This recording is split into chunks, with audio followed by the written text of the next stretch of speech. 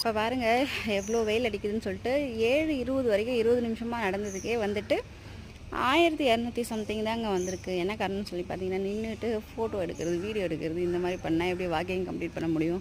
இன்றைக்கி ஏதோ ஒரு மாதிரி டயர்டாகவும் இருக்குது. சரி இதோட முடிச்சிக்கலாமான்னு பார்க்குறேன். முடிஞ்சால் வீட்டுக்குள்ளேயாவது நடந்து கம்ப்ளீட் பண்ணலாமா, இல்லை ஈவினிங்காவது கண்டினியூ பண்ணலாமா அப்படின்னு யோசிக்கிறேன்.